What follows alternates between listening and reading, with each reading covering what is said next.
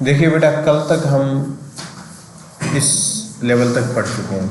Yes sir. ठीक है, आप फर्मेंटेशन कह दीजिए या फिर आप एनारोबिक रेस्पिरेशन भी इसे कह सकते हैं। अब इसमें जो फर्दर जो चीज़ देखते हैं वो ये है कि कल ही हमने ये चीज़ देखी थी कि रेस्पिरेशन या तो होगा एनारोबिक या होगा एरोबिक। ठीक है, एरोबिक कब होगा? जब ऑक्सीजन प्रेजेंट होगी। चाहे एरोबिक हो या एनारोबिक हो, एक रिएक्शन जिसका नाम ग्लाइकोलाइसिस है वो कॉमन होगी ही होगी। और ये कहाँ पे होती है? साइटोप्लाज्म में। इतना आपको क्लियर हो गया था कल? Yes sir. आज हम देखेंगे इसके आगे क्या होता है। ग्लाइकोलाइसिस से बन गया था, क्या बन गया था? पाइरुवेट। ठीक है, पाइरुवेट से दो चीज़ें हमने देखी थी, या तो एनारोबिक रेस्पिरेशन हो रहा है तो फिर उससे इथेनॉल, ठीक है, ये बन गया, या फिर एरोबिक रेस्पिरेशन होगा जिसको अब हम पढ़ने वाले हैं। ठीक है, अब आपने ये भी देखा था कि ग्लाइकोलाइसिस कहाँ पे होता है? कोशिका के साइटोप्लाज्म में।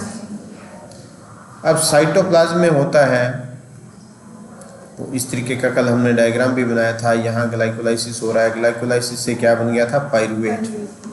ठीक है, अब पाइरुवेट से अगर इथेनॉल बनता है तो वो भी साइटोप्लाज्म में होता है।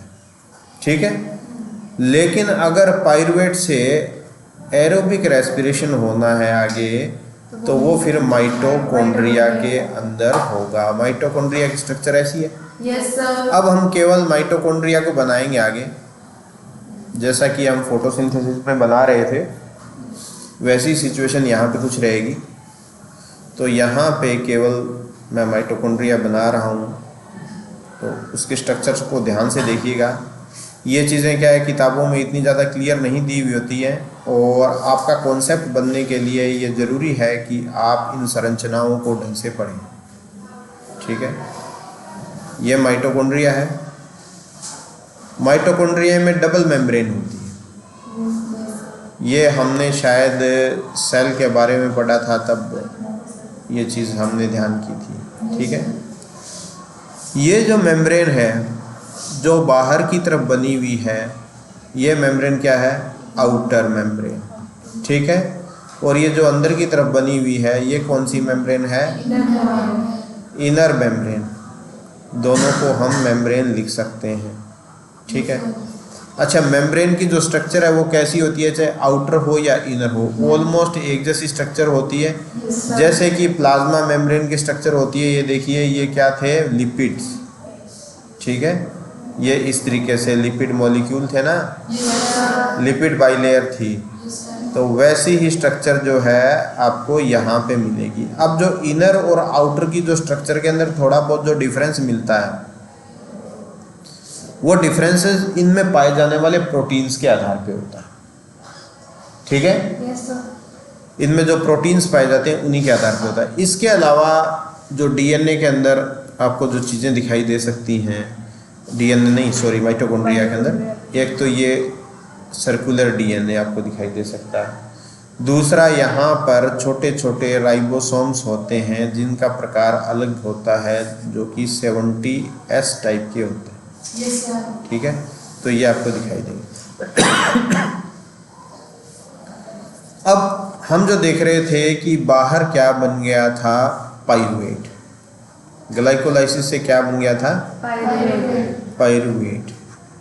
अब ये जो पाइरुवेट है वो कैरी होगा, पहले ये आउटर मेम्ब्रेन को क्रॉस करेगा और फिर ये इनर मेम्ब्रेन को क्रॉस करेगा और यहाँ पे आ गया पाइरुवेट। इतना क्लियर आपको? ये जो पार्ट है अंदर की तरफ आपको दिखाई दे रहा है, ये पार्ट कहलाता है मैट्रिक्स।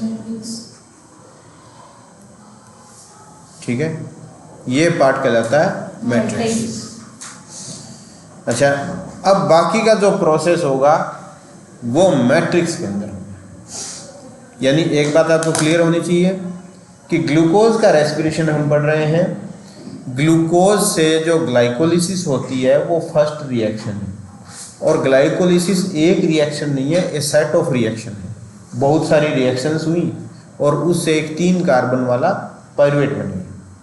अब पायरुवेट के लिए 2 सिचुएशन है, अगर तो ऑक्सीजन एब्सेंट हो, अगर ऑक्सीजन एब्सेंट होती है तो फर्मेंटेशन या एनारोबिक रेस्पिरेशन होता है और वो साइटोप्लाज्म में ही हो जाता है, और अगर ऑक्सीजन प्रेजेंट होती है तो वो साइटोप्लाज्म से कहाँ एंटर कर जाता है, आउटर मेम्ब्रेन इनर मेम्ब्रेन को भेजते हुए माइटोकॉन्ड्रिया की मैट्रिक्स में आ जाता है, और बाकी का प्रोग्रेस जो है वो यहीं पे चलेगा। अब बाकी की जितनी भी रिएक्शंस हम पढ़ रहे हैं वो हम यहाँ पे पढ़ेंगे। आप यही दिमाग में चीज़ रखना कि ये जितनी भी रिएक्शन पढ़ रहे हैं कहाँ पे पढ़ रहे हैं, माइटोकॉन्ड्रिया की मैट्रिक्स में पढ़ रहे हैं। ठीक है, तो अब सबसे जो पहला जो प्रोसेस यहाँ पे आएगा वो आएगा कि पायरुवेट चेंज हो रहा है,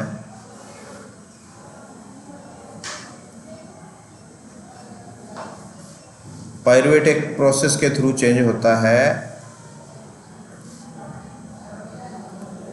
एसिटिल कोएंजाइम ए में। ठीक है, एसिटिल कोएंजाइम में चेंज होता है तो यहाँ पे देखिए कुछ चीज़ें आती हैं यहाँ पे,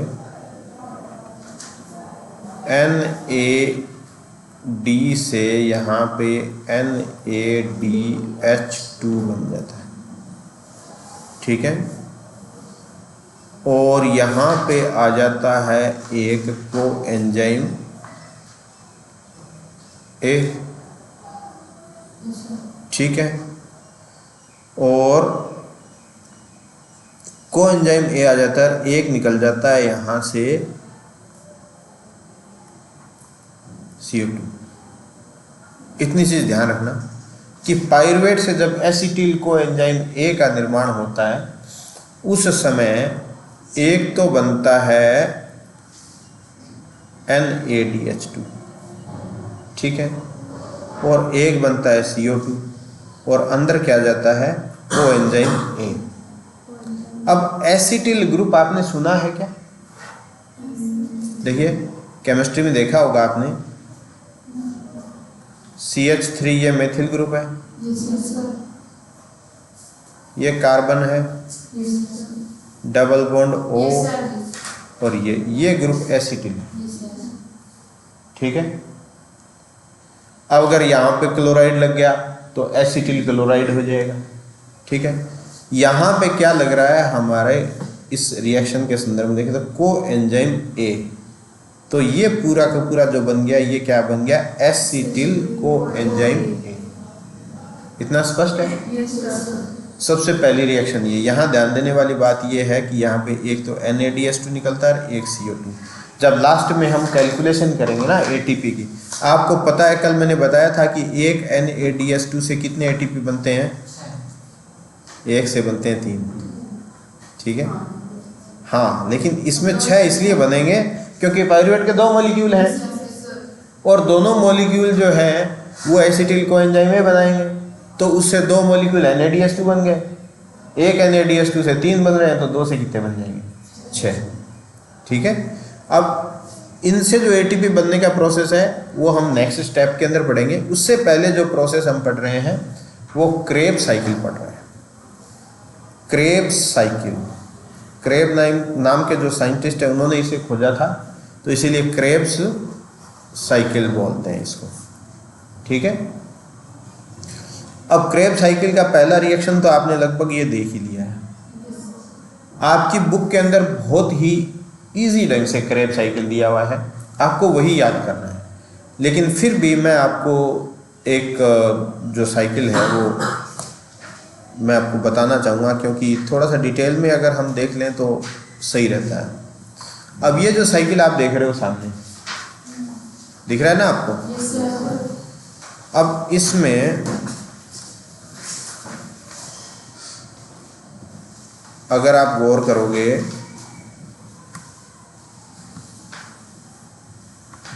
यहाँ पे ये एसिटिल कोएंजाइम ए है, आपको दिखाई दे रहा है? ये एसिटिल को एंजाइम ए, ठीक है। ये एसिटिल को एंजाइम ए आया है, मतलब जो आपने वहाँ पे देखा है ना उसको कैसे बना था, अभी मैं उसी के अंदर ही पेस्ट कर देता हूँ उसे, तो थोड़ा सा इसको हम इजीली कर पाएंगे।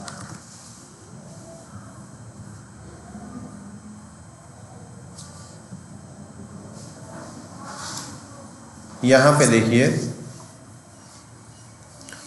ये जो एसिटिल को एंजाइम है, ये वही एसिटिल को एंजाइम है जो हमने ऊपर पढ़ा है, ठीक है। एसिटिल को, अब आपको ये देख करके घबराना नहीं है, ये बड़ा साइकिल है, आपको समझाने के लिए यहाँ पे मैं बता रहा हूँ, क्योंकि आगे नीट वगैरह के लिए आपको काम आएगा, तो थोड़ा सा इसको डिटेल से पढ़ना ही उचित रहेगा। ये एक है ऑक्जेलो एसीटेट। चलिए, यहाँ पर हम थे ऑक्जेलो एसीटेट।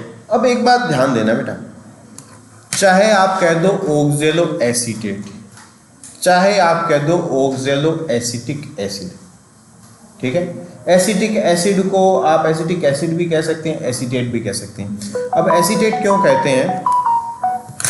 एसीटेट इसलिए बोलते हैं क्योंकि अगर वैसे डिसोसिएट अगर वो होगा ना, डिसोसिएशन आपने देखा है क्या? अब जैसे एसिटिक एसिड होता है, अभी बना के आपको साइड में बता देता हूँ।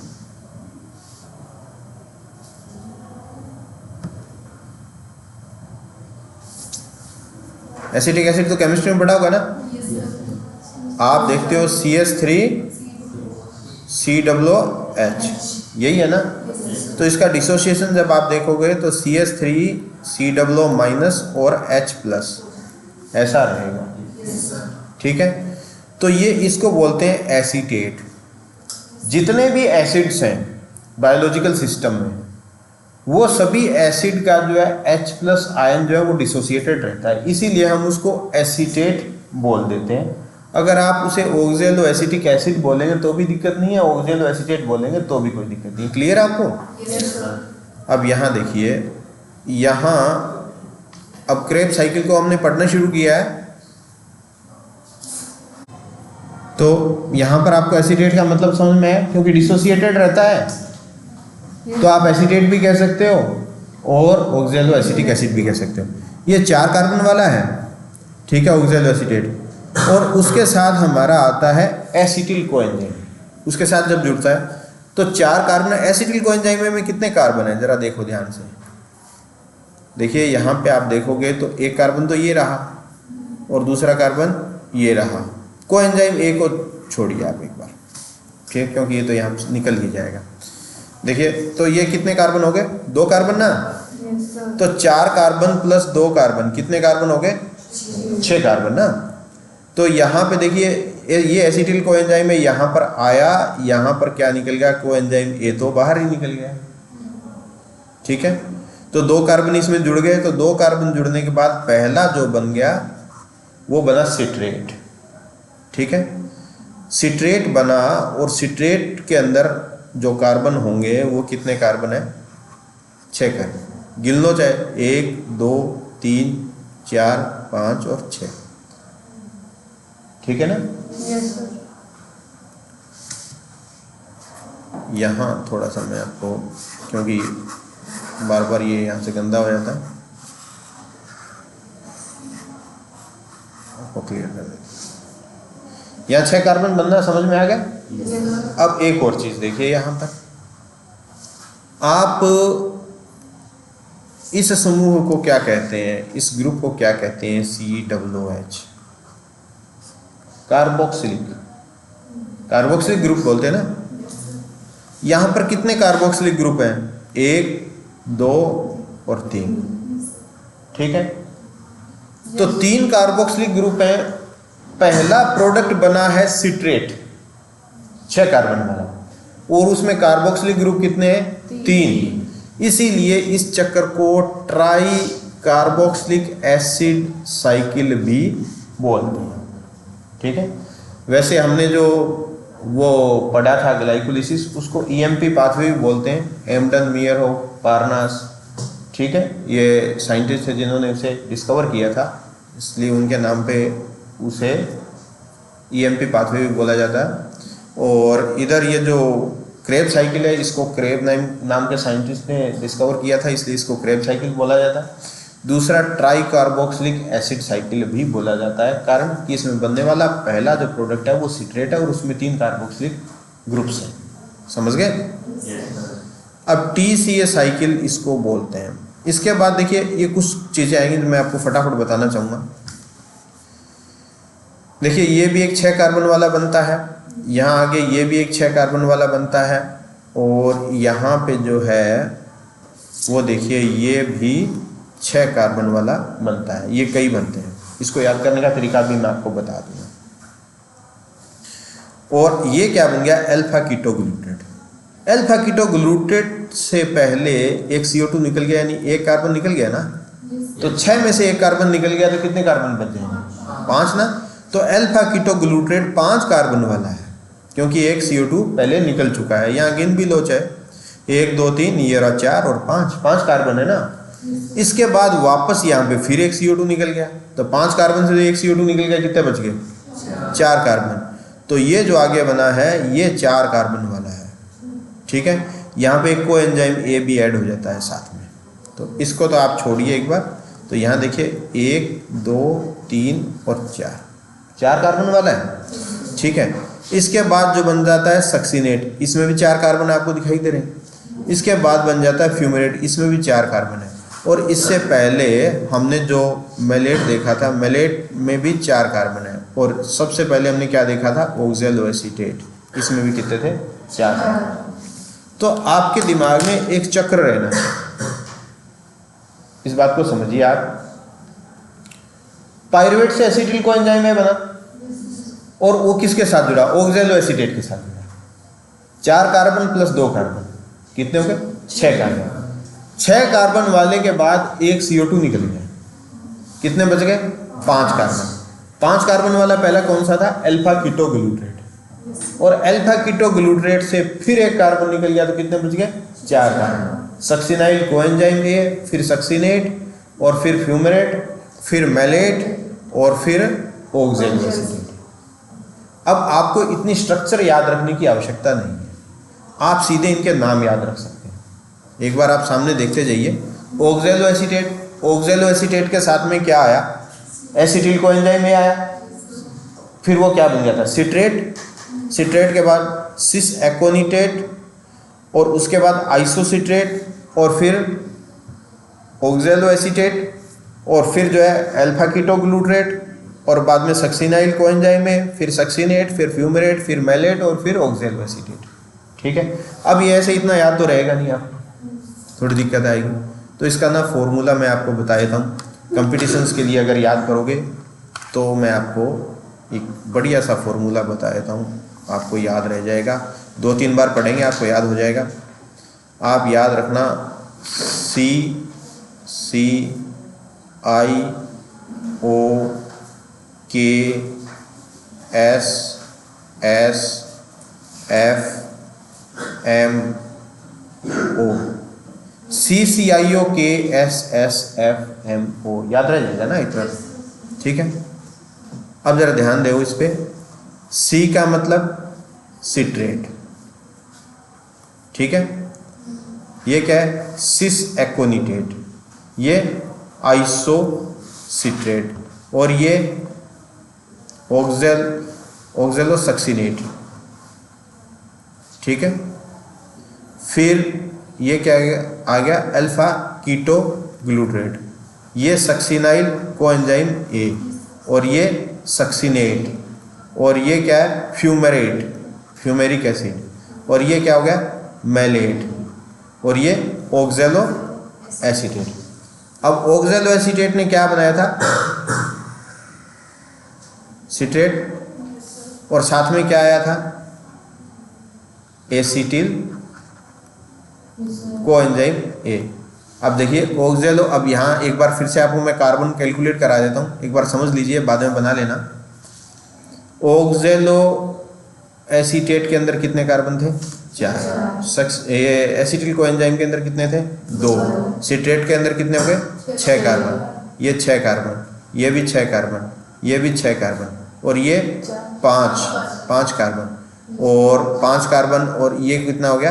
4 कार्बन। ये 4 कार्बन, ये 4 कार्बन, ये भी 4 कार्बन वाला है, और ये भी 4 कार्बन वाला है। अब कीटो ग्लूट्रेट से दोनों तरफ एक एक क्या निकलते हैं? CO2। ठीक है, इतना क्लियर है? अब इसको साइकिल फॉर्म में बना दो थे, याद हो गया ना सबके? इसको अगर इस तरीके से याद नहीं रखोगे तो भूल जाएंगे। 2-3 बार आपको पढ़ना है। Citrate, cisaconitate, isocitrate, oxalosuccinate, alpha ketoglutarate, succinyl coenzyme A, succinate, fumarate, malate और ऑक्सैलोएसीटेट। अब इतने 2-3 बार पढ़ेंगे तो आपको याद ये हो जाएंगे। कार्बन आपको याद हो ही गए।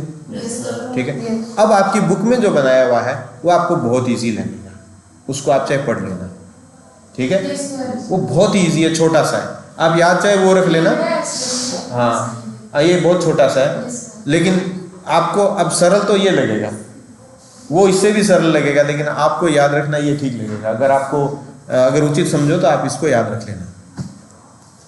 अब जरा इसमें एक चीज़ और गौर करते हैं हम। यहाँ पर हम देखते हैं कि NaDH2 कहाँ निकल रहे हैं। एक तो वो बनते टाइम निकला ही था, क्या? Acetyl coenzyme. ठीक है, दूसरा NaDH2 देखिए, ये रहा। ठीक है, फिर एक NaDH2 ये रहा। ठीक है, और एक NaDH2 और मिलेगा आपको।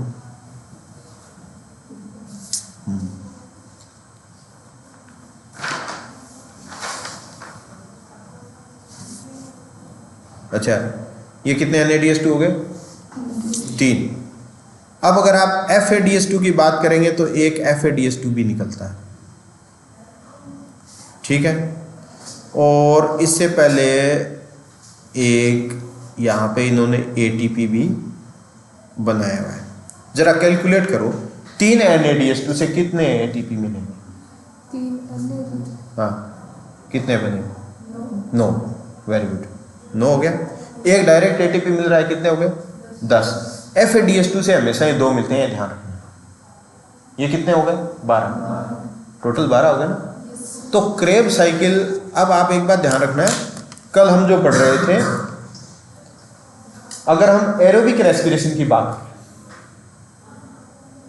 वायवीय श्वसन हो रहा है, ऑक्सीजन की प्रेजेंस में हो रहा है, तो क्या होगा कि अगर वहां से शुरू करिए आप ग्लाइकोलिसिस से, 10 ATP बन रहे थे, फिर पाइरुवेट बना, पाइरुवेट से फिर एसिटिल कोएंजाइम बना, तो वहां एक NaDH2 बन गया था, उससे कितने बने?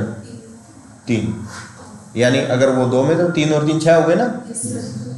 अच्छा, इसके बाद इससे बन रहे हैं 12, तो ये भी 2 में ही चलेगा सिस्टम पूरा, तो 12 दूनी 24। ठीक है, 24 और 6 कितने हो गए? 30। 24 और 6 30, समझ गए? और 30 और जो 10 पहले बने थे वो कितने हो गए? 40 ATP बन गए ना एक ग्लूकोज से, और 2 लग गए थे, शुरू में 2 लगे थे ना, तो कितने बने? 38। तो एक ग्लूकोज मॉलिक्यूल से रेस्पिरेशन के थ्रू कितने ATP बनते हैं? 38। ये ऐसा कैलकुलेशन हम बाद में भी करेंगे। ठीक है, तो अभी जो आपने पढ़ा वो क्या है? Krebs cycle. देखिए, हमने अभी तक क्या पढ़ा? पहले ग्लाइकोलिसिस, फिर इंटरमीडिएट चीज़ हमने पढ़ी कि पाइरुवेट से एसिटिल कोएंजाइम ए बनना, और एसिटिल कोएंजाइम ए के बाद क्या शुरू हो गया था? क्रेब साइकिल, जो कि आपके सामने है। इस क्रेब साइकिल को आप चाहें तो इस तरीके से भी याद कर सकते हैं, और अगर आपको ऐसा लगता है कि ये थोड़ा कठिन है तो आप छोटे रूप में जो आपकी बुक में दिया हुआ है वो याद कर सकते हैं। और अगर उससे भी छोटा रूप आप बनाना चाहें तो मैं आपको एक यहाँ पे और सजेस्ट कर देता हूँ, कई बार याद नहीं होता है, तो आप लोग क्या करेंगे, एकदम बहुत ही सिंपलेस्ट फॉर्म के अंदर हम अभी बनाएंगे, ज़रा देखते जाना, आपको यहीं का यहीं याद हो जाएगा। ये क्या है? पाइरुवेट। पाइरुवेट से क्या बनेगा? एसिटिल कोएंजाइम ए बना। यहाँ पर क्या निकला? एक Na NADH2 निकल गया। एसिटिल को एंजाइम ए जो है ऑक्जेलो एसीटेट के साथ जुड़ा और उसने क्या बना दिया, सिट्रेट। ठीक है। सिट्रेट के बाद कई सारे प्रोसेस हुए और वो क्या बन गया, अल्फा कीटो ग्लूटरेट। ठीक है। अल्फा कीटो ग्लूटरेट के बाद सक्सिनाइल को एंजाइम ए बना और फिर सक्सिनिक एसिड बना और उसके बाद ऑक्जेलो एसीटेट बना। आप एक चीज़ याद रखना कि अल्फा कीटो ग्लूटरेट के बाद में एक क्या निकला है, CO2, और उससे पहले भी एक क्या निकला है, CO2। ठीक है। यहाँ पर NADH2 एक तो यहाँ पर निकला था, एक यहाँ पे निकला था और एक जो है वो यहाँ पे निकला था। ठीक है। ये क्या निकल गए थे, NADH2। यहाँ पर भी NADH2 और यहाँ पर भी NADH2, 3 जगह निकल गए। अच्छा, यहाँ इससे पहले क्या निकला था, एक FADH2 ये निकला था और FADH2 से पहले एक ने क्या निकला था, यहाँ ATP भी निकला था। अब यहाँ से फिर से आप कैलकुलेशन देखिए, वही कैलकुलेशन आएगी, NADH2 और NADH2, ये कितने हो गए, 9। ठीक है। FADH2 से कितने आ गए, 2, 9 2 कितने आ गए, 9 2 11। ठीक है। और एक ATP से आ गया सीधा, तो ये कितने बन गए, टोटल 12। क्योंकि ये सारी की सारी रिएक्शन जो है वो 2 मॉलिक्यूल्स के साथ हो रही है, इसलिए 12 गुणा में 2, ये कितने हो गए, 24। और यहाँ पर देखिए इससे कितने बने थे, 6। 24 और 6 कितने हो गए, 30, और 10 कल हमने पढ़े थे तो 40 हो गए। इतना क्लियर है। तो ये अगर आपको कुछ भी याद नहीं हो रहा है तो आप ये क्रेब्स साइकिल याद कर लेना, ये तो इजी है, बुक वाला सही है ये। ठीक है। अब आपको क्लियर है। इसमें किसी भी प्रकार का कंफ्यूजन हो तो पूछ लीजिए। अब ये बताइए कि क्रेब साइकिल होता कहाँ है, माइटोकॉन्ड्रिया की मैट्रिक्स। ठीक है। 2 मॉलिक्यूल्स के रूप में चलता है। यानी अब तक आपने जो देखा, तो उसमें एक और चीज मैं आपको ऐड करता हूं। अगर हम सिंपलेस्ट वे के अंदर देखें, देखो ग्लूकोज से ग्लाइकोलिसिस हुई, क्या बन गए, 2 बन गए पाइरुवेट और पाइरुवेट से क्या बन गया, एसिटिल को एंजाइम ए। यहाँ भी एसिटिल को एंजाइम ए, और ये जो है आगे चल के क्या हुआ, क्रेब साइकिल। ठीक है। यहाँ भी क्या हुआ, क्रेब साइकिल।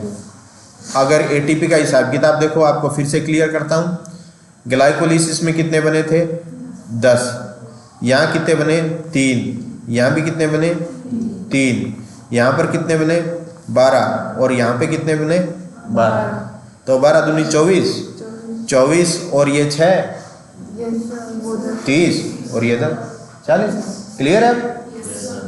अच्छा, अब इसमें ये यहाँ से लेकर के यहाँ तक का प्रोसेस, कहाँ तक का, केवल यहाँ तक का, ये कहाँ होता है, साइटोप्लाज्म में।